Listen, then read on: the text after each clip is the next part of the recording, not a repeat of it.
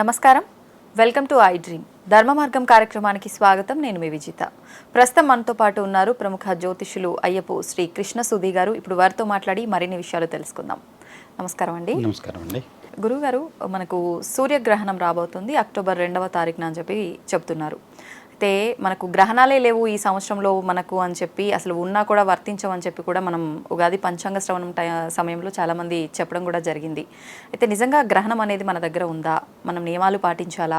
మన దగ్గర లేకపోయినా ఆ ప్రభావం మనపై ఉంటుంది అని కొంతమంది చెప్తున్నారు. నిజంగా అలా జరిగే అవకాశం ఉంటుందంటారా? ఒకటి, భారతదేశంలో అయితే గ్రహణం కనిపించట్లేదు.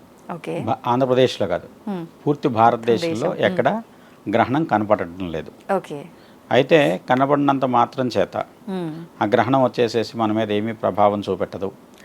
అలానే వచ్చేసి ఆ గ్రహణ ప్రభావం కానివ్వండి, దానివల్ల కలిగేటువంటి ఉపద్రవాలు కానీ నష్టాలు కానీ మన ప్రాంతానికి ఏముండవు అని చెప్పేసి అంటున్నారు.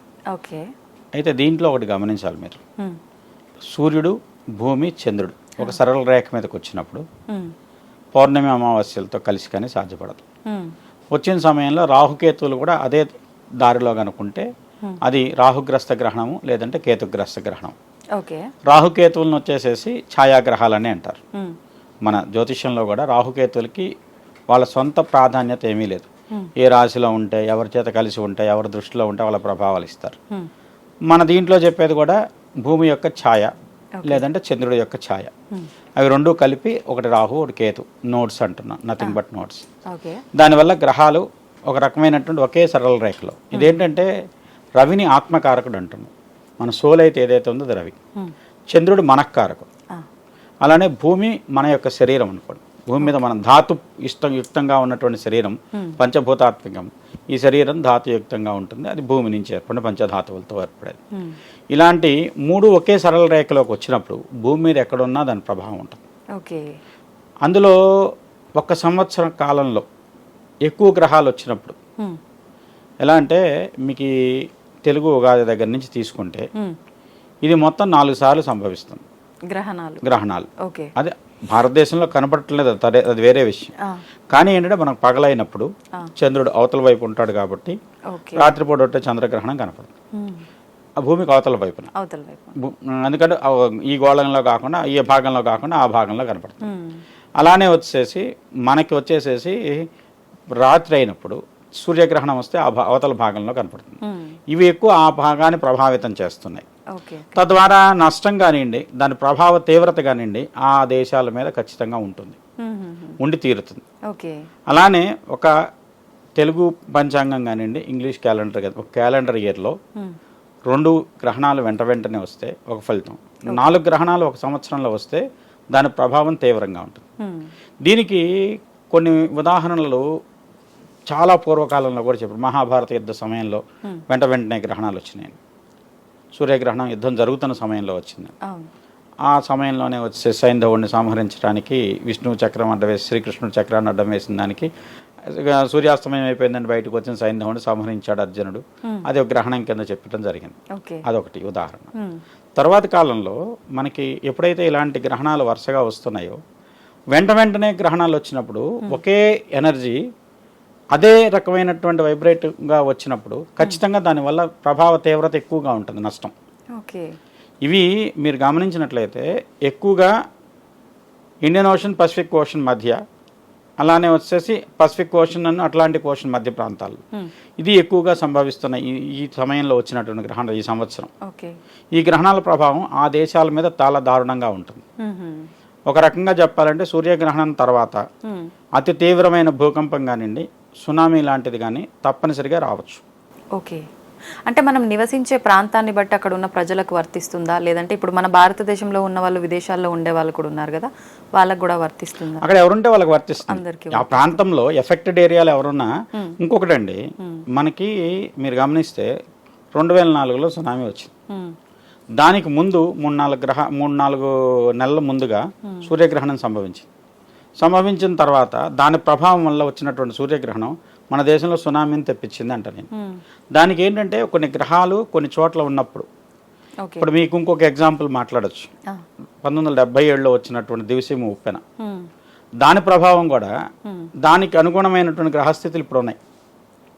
ఆ సమయంలో ఏ గ్రహాలు ఎక్కడ ఉన్నాయో ఓకే అదే గ్రహస్థితి ఈ సమయంలో కూడా మనకి కుజస్తంభన ఒకటి, గురుడు వక్రం ఒకటి, ఓకే అప్పుడున్న రాహు ప్లేస్లో ఇప్పుడు కేతు ఉన్న ప్లేస్లో అప్పుడు రాహు, ఇలాంటి పరిస్థితి. రాహు కేతువులు పరస్పరం వ్యతిరేక్త దిశల్లో ఉంటారు కాబట్టి అదే రాశుల్లో మీనంలో ఒకళ్ళు కన్యలో ఒకళ్ళు ఉండటం తటస్థిస్తుంది. దాంతో పాటుగా ఇది పంచభూతాత్మకంగా ఒక్కొక్క 5 సంవత్సరాలు ఒక్కొక్క పంచభూతానికి సంబంధించిన సంవత్సరాలు. మీరు గమనించినట్లయితే సైన్స్ ప్రకారం కూడా ఎల్నిలో ప్రభావం వల్ల ఈ సంవత్సరం వర్షాలు ఎక్కువ అన్నారు, పడుతున్నాయి. ఇప్పుడు సడన్ గా ఆగిపోయినాయి నాలుగు పాటలు. ఎందుకు? ఇక్కడ గ్రహాల సంచారంలో కుజుడు ఏ నక్షత్రాల్లో సంచరిస్తున్నాడు, కుజ స్తంభన ఉందా, కుజ పురోగతి ఉందా, లేదంటే వచ్చేసి రవి కంటే ముందు డిగ్రీల్లో బుధ శుక్రులు ఉన్నారు, పురోబుధుడు పురో శుక్రుడు, ఇవి కూడా వర్షపాతాన్ని సూచించేవి. వాటి ప్రకారం వచ్చేసి వర్షం పడటానికి, తీవ్ర వృష్టి పడటానికి లేదా కుంభవృష్టి పడటానికి ఇలాంటి వాటికి సూచనలు ఉన్నాయి. ఓకే, ఇప్పుడు అప్పుడు జరిగిన ఆ సంఘటనల టైంలో ఏ గ్రహస్థితి ఉందో ఇప్పుడు కూడా అదే ఉందన్నారు కదా, మళ్ళీ అలాంటి ప్రమాదాలు అలాంటివే జరిగే అవకాశాలు ఉన్నాయంటారా? మరి అక్టోబర్ 2, 3 తర్వాత సూర్యగ్రహణం ఉందండి. 2వ తారీఖు 3వ తారీఖు సూర్యగ్రహణం ఉంది. అంటే మనకి 3వ తారీఖు ఉదయానికే పూర్తవుతుంది మన భారతదేశ పంచాంగం ప్రకారంగానండి, మన యొక్క డేట్ల ప్రకారంగానండి. 2వ తారీఖు నైటే వస్తుంది గ్రహణం. ఈ గ్రహణ ప్రభావం వల్ల మన భారతదేశం కాదు కానీ భూమి మీద కొన్ని ఉత్పాతాలు జరగడానికి అధిక సంఖ్యాకమైనటువంటి గ్రహస్థితులు దోహదం అవుతున్నాయి. అయితే నేను చెప్పిందే మాట్లాడతాను. మనకి కరోనా రావడానికి ముందు ఒక సూర్యగ్రహణం వచ్చింది.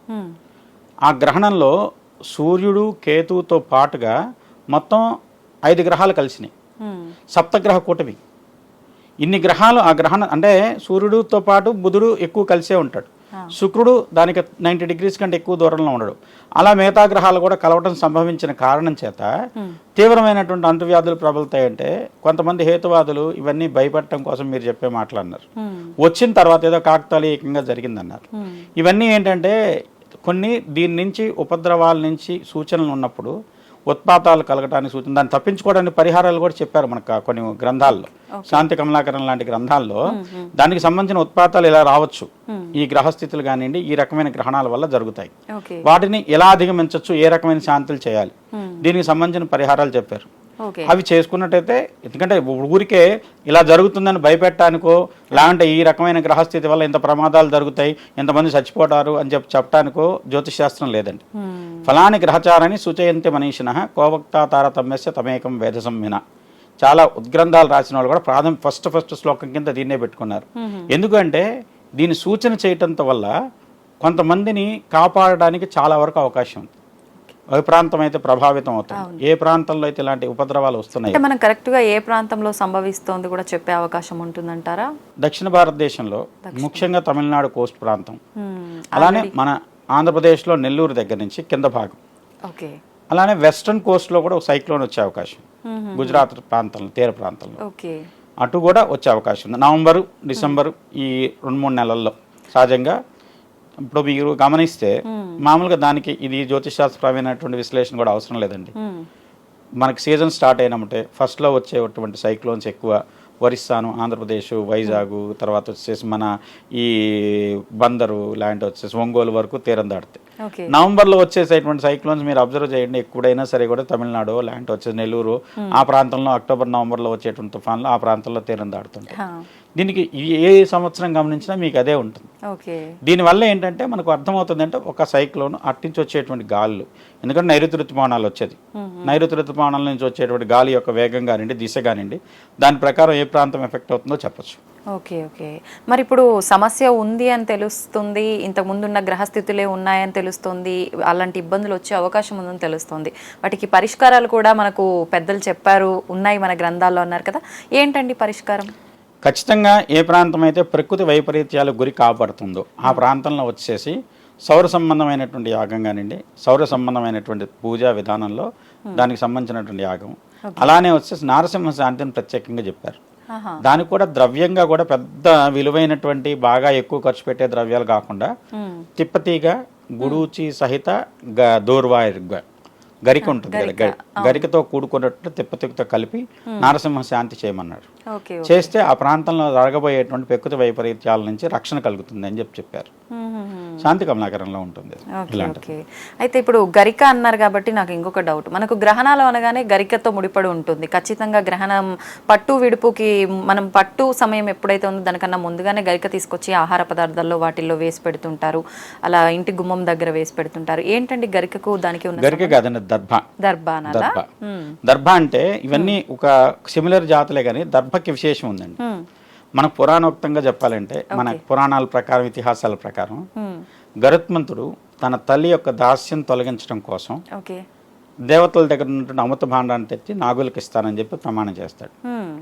ఇంద్రుడు సర్పాలు ఇప్పటికే వచ్చేసేసి చాలా శక్తివంతులయ్యి సృష్టిని ఇబ్బంది పెడుతున్నాయి కాబట్టి సర్పాలను ఆపటం కోసం అది కనుక వాళ్ళ దగ్గరికి చేరితే ఇబ్బంది పడుతుంది. నీవు దాని ప్రకారం ఇంద్రుడు గరుత్మంతుడు యుద్ధం చేస్తారు, ఇంద్రుడు ఓడిపోతాడు. అప్పుడు గరుత్మంతుడు అమృత భాండాన్ని తీసుకెళ్తుంటే నాగులకు గనక అమృతం చేరితే సృష్టికి చాలా ఇబ్బంది కలుగుతుంది కాబట్టి నీ యొక్క ప్రతిజ్ఞ ప్రకారం వాళ్ళకి అవి ఇచ్చేసి ఇచ్చిన తర్వాత నేను తెచ్చేసుకుంటా కలిశాన్ని తస్కరించి అని చెప్పి ఇంద్రుడు చెప్తాడు. సరే గరుత్మంతుడు తీసుకొచ్చి అమృత కలశాన్ని తీసుకొచ్చి వాళ్ళకి నాగులకి ఇచ్చేసేసి ఏమంటాడంటే ఇది అమృతం, మీరు దీన్ని శుచిగా ఉండి స్వీకరించండి అని చెప్పి దర్భలు కింద పరిచి దాని మీద అమృత భాండాన్ని పెట్టాడు. పెట్టినప్పుడు ఇంద్రుడు ఏం చేస్తాడు, మా తల్లి దాస్యం విముక్తి అయిందా అని చెప్పి గరుత్మంతుడు అయితే నాగులు విముక్తి అయింది అని చెప్పి చెప్తారు. ఆయన ఆ మాట తీసుకొని వెళ్ళిపోతాడు. ఇంద్రుడు వెంటనే ఆ కలశాన్ని తీసుకొని దాని అక్కడి నుంచి వేగంగా తీసుకొని వెళ్ళిపోవడం కోసం ప్రయత్నించి వెళ్ళిపోతుంటాడు. ఆ వెళ్ళిపోయే సమయంలో కొన్ని అమృత బిందువులు చిలికి ఆ దర్భల యొక్క కొసల మీద పడ్డాయి. అందుకని దర్భలకు అంత శక్తి నిజంగా మన పురాణం ప్రకారం. సరే ఇది పురాణం ఇతిహాసం ఎవరెవరు చూశారు మీరు చూసారా అని చెప్పి మిమ్మల్ని అడుగుతుంటారు, సాక్ష్యాలు కావాలా. కానీ హేతుబద్ధంగా దాన్ని ల్యాబ్ లో టెస్ట్ చేశారు. ట్రాన్స్ఫరబుల్ ఎనర్జీ ఏదైతే ఉందో ఆ దర్భ కొసల్లో ఉంటదండి. అందులోనూ పర్టికులర్ గా కొన్ని రోజుల్లో వాటిని కనుక తీసినట్లయితే ప్రతి ఒక్క ఔషధిని సేకరించడానికి ఒక విధానం ఉంది, దాన్ని దీర్ఘకాలం పనిచేసేలా చేయొచ్చు. ఇప్పుడు దర్భ కూడా ఒక ఔషధం అనుకోండి, భూమిలో పెట్టే మొలకలన్నీ వచ్చిన మొలకలన్నీ ఔషధం. అది ఆషాఢ మాసం కానీ శ్రావణ మాసం కానీ అమావాస్య నాడు కుశగ్రహణం అని ఉంటుంది. ఆ రోజులో కనుక దాన్ని సేకరించి తీసి కట్ చేసి కనుక పెట్టుకుంటే 100 సార్లు వాడినా దాని శక్తి ఎక్కడికి పోతట, అంత విశేషమైన. అందుకని పంచాంగంలో కూడా మీరు చూస్తే అమావాస్య ఆషాఢ బౌల అమావాస్య కానీ శ్రావణ బౌల అమావాస్య కానీ కుశగ్రహణం అంటారు. అంటే ఇప్పుడు దుర్వాంకురాల్లో ఇప్పుడు ఇంకొక సూక్తి కూడా ఉంది, ప్రాతః కాశః కుశ సమానః అని చెప్పి. పొద్దున్నే కోసిన గడ్డి కూడా అంటే గరిక లాంటిది కూడా దర్భతో సమానమైంది. దీంట్లో ఉన్నది పొద్దున్నే కోస్తే ఆ రోజు కోసింది ఆ రోజు వరకు దర్భతో సమానమైన శక్తితో పనిచేస్తుంది. మీరు ఇది ఒకటే కాదండి, అంతకు ముందు రోజుల్లో ఇవాళ రోజున్న అంత వైద్య విజ్ఞానం అంత లేనప్పుడు పాము గరిచినా తేలు గరిచినా మంత్రం కోసం వెళ్తే వాళ్ళు గరిక పట్టుకొని మంత్రిస్తావాలి. ఆ మంత్రం చెబితే గరికతో అటు ఇటు అంటే ఆ గరిక కొసల నుంచి విషాన్ని హరించే శక్తి ఉంది. దాంట్లో ఉన్న సూక్ష్మం అయితే అది. దాని ప్రకారం అయితే ఖచ్చితంగా దర్భల్లో అలాంటి ఆహార పదార్థాల్లో కూడా ఇంకా దానికి స్పష్టంగా చెప్పాడండి, ఏవైతే వండిన ఉన్నాయో వాటికి దోషం, పాలకు లేదు దోషం, పెరుగుకి లేదు దోషం, ఇవన్నీ కూడా దోషం లేనివి. ఆవులకి లేదు దోషం, నదులకు లేదు దోషం. ఇవన్నీ ఏంటంటే మనకి న్యాచురల్గా ఏవైతే స్వతసిద్ధంగా ఉన్నాయో ఏవైతే ప్రవాహంలో ఉన్నాయో వాటికి దోషం లేదు. సూర్యగ్రహణానికి సముద్ర స్నానం చేయమనే కారణం ఏంటి, సముద్రంలో ఉండేటువంటి అలల వల్ల అంతర్గతంగా వచ్చే ప్రవాహాల్లో దాంట్లో ఉన్నటువంటి ఔషధ గుణాలన్నీ ఒక్కసారి వెలికి తీయబడతాయి.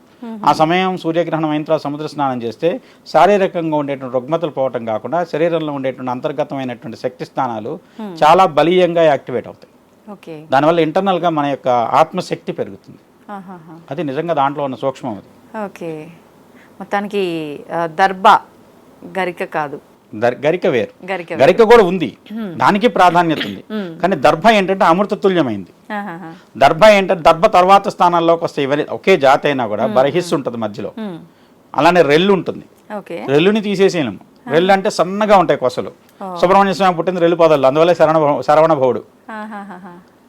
అది ఏంటంటే ఒక్కొక్క జాతికి ఒక్కొక్క విశేషం ఉంది. దాంట్లో దర్భలో ఉన్నటువంటి ప్రాణశక్తి గరికలో ఉన్నటువంటి శక్తిని అంటే చెడు నాపే శక్తి ఉంటుంది. అందుకని వినాయకుడికి దూర్వారయుగ్మ పూజ అంటాం, దూర్వార గణపతి వ్రతం అని చెప్పి వినాయకుడికి పూజ చేస్తుంటాం. గరికతో పూజిస్తే అంటే ఆయన ఏ కోరికను తీరుస్తాడట. యో దూర్వాంకురైర్యతి సవైశ్రవణోపమో భవతే అని చెప్పి గణపతి ఉపనిషత్తు చెప్తుంది. ఆ యొక్క గరిక పోసలతో కనుక హోమం చేసినట్టయితే కుబేరుడితో సమానమైన ఐశ్వర్యం ఇస్తానని చెప్తాడు. అంత విశేషం ఉంది గరికల్లో. దీని విశేషం దీనిది, దీనిది. దాని విశేషం దానిది. ఓకే దర్భలకు కాబట్టి ఈ గ్రహణాల సమయంలో దర్భలకు ప్రాధాన్యత. ఓకే. అయితే ముఖ్యంగా గ్రహణం విడుపు తర్వాత దానాలు కూడా చేయాలి అంటుంటారు కదా, ఎటువంటి దానాలు చేస్తే బాగుంటుందంటారు?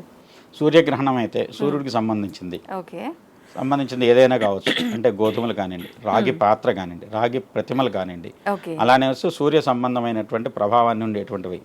రాహుగ్రస్త గ్రహణం అయితేనేమో గోధుమలు, సర్ప ప్రతిమలు, ఓకే అలానే కేతుగ్రస్త గ్రహణం అయితే ఉలవలు, హా. గణపతి ప్రతిమలు లాంటివి ఇలాంటివి దానం చేయొచ్చు. ఇంకొకటండి, గ్రహణ సమయంలో దాన్ని వచ్చేసి మన ఒక ప్రత్యేకమైన విశేషమైన ఫలితం మామూలు చేసిన దానం కంటే కొన్ని రెట్లు ఫలితం ఇస్తున్నారు గ్రహణ సమయంలో చేసిన దానం. ఓకే ఏంటి ఆ దానం? ఇవేనా? ఏదైనా ఓకే షోడశ మహాదానాల్లో చేయొచ్చు, దశ దానాల్లో చేయొచ్చు. ఏ దానం చేసినా మామూలు దానం చేస్తే ఒక ఫలితం అంటే దానికి కొన్ని వేల రెట్లు ఫలితం ఇస్తుంది. ఓకే అంత విశేషమైనటువంటి ఫలితం. అంటే గ్రహణం ఏమిటంటే ఇక్కడ ఏం లేదండి, ఆత్మశక్తి, మనశ్శక్తి, శరీరం, మనోవాక్కాయ కర్మలు ఇవన్నీ కూడా ఒకసారి ఏకీకృతం కాబడేది. మీకు ఇంకోటి కూడా సూక్ష్మం చెప్తా. మేము గ్రహణాల సమయంలో భోజనం చేయొద్దు, లేదంటే ఖాళీ కడుపుతో ఉండండి, ఇలాంటి వచ్చి భోజనం చేస్తే దోషం అనేది చెప్తున్నారు. నిజంగా దోషం కోసం కాదండి. దానివల్ల ఏంటంటే శరీరంలో ఉన్నటువంటి శక్తి వెన్నుపూసను చుట్టూ కేంద్రీకరించబడుతుంది. ఆహారం తీసుకున్నాం, జీర్ణం చేయడానికి బ్లడ్ ఫ్లో అంతా జీర్ణాశయం వైపు వెళ్తుంది. మీరు ఆహారం తీసుకోలేదు అంటే బ్లడ్కి ఏం పని లేదు, అదంతా వటిబ్రో మీద కాన్సన్ట్రేట్ అవుతుంది. వెన్నుపూస మీద కాన్సన్ట్రేషన్ వల్ల నీ కుండలిని చైతన్యం కాబడు. దానివల్ల ఏంటంటే నువ్వు మంత్రసిద్ధి లాంటి వచ్చేసి ఒక రకమైన సిద్ధి పొందడానికి దోహదకారం అవుతుంది. మూలాధారంలో నిద్రిస్తున్నటువంటి సర్పరూపంలో ఉన్నటువంటి కుండల్ని జాగృతమై ఒక్కొక్క చక్రాన్ని భేదించుకుంటూ వచ్చి సహస్రారం ద్వారా బయటికి ఉంటున్నారు. ఇక్కడ ఉన్న సహస్రార చక్రం బ్రహ్మరంధ్రం, ఇది ఆజ్ఞాచక్రం. ఇక్కడ నుంచి ఓపెన్ అయినప్పుడు అలాంటి వ్యక్తి దైవత్వతో సమానమైనటువంటి శక్తిని కానీ విశేషమైనటువంటి ఫలాన్ని కానీ పొందగలుగుతాడు. ఇది నార్మల్ పీపుల్ కి సాధ్యపడుతుందంటారా? ఎక్కువ సాధన చేసి ఎవరైతే సాధనలో ఉన్నారో వాళ్ళకి సంబంధించినటువంటిది విషయం. ఇప్పుడు మీరు తినద్దు అని చెప్పేది వాళ్ళని చూసి మిగతా వాళ్ళు అది మంచిది కాబట్టి ఫాలో అవుదాం అనుకున్నారు తప్పితే అందరినీ తింటాం మానేయండి ఇలాంటి వచ్చేసి ఇది గ్రహణం టైంలో 2 రోజులు తినద్దు, వారం రోజులు తినద్దు అని ఎవరు నియమాలు చెప్పలేదు. ఓకే అందులో ఏంటంటే ఎవరైతే మంత్ర సాధనలో ఉన్నాయి, ఇవాళ మంత్ర సాధన బ్రాహ్మణులు ఒక్కలే చేయట్లేదు, సాధకులు ఒక్కలే, అందరికీ దాని మీద కుతూహలం కలిగింది, ఎంతో కొంత నేర్చుకోవాలని, తెలుసుకోవాలని, దాన్ని ఏదైనా సాధించాలి అనేటువంటి పట్టుదల వచ్చింది. అందులో ఎవరైనా చేయొచ్చు. ఎందుకంటే పూర్వకాలంలో మీరు గమనిస్తే ప్రతి కాలంలోనూ ఇలాంటి వాళ్ళు ఎవరో ఒకళ్ళు దాని విషయంలో ఇతరులు కూడా సాధన చేసి సాధించిన వాళ్ళు ఉన్నారు. వాళ్ళు సాధించారు అంటే వాళ్ళకి దీని యొక్క సూక్ష్మాన్ని తెలుసుకున్నవారు. ఎవరైతే తెలుసుకున్నాడో వాడే జ్ఞాని, వాడి దగ్గరే వచ్చే శక్తి వస్తుంది. వాళ్ళు తెలుసుకోగలిగారు కాబట్టి వాళ్ళ శక్తిని పొందగలిగారు. ఓకే, థ్యాంక్ యూ అండి, చాలా మంచి విషయాలు తెలియజేశారు. ధన్యవాదాలు. నమస్కారం.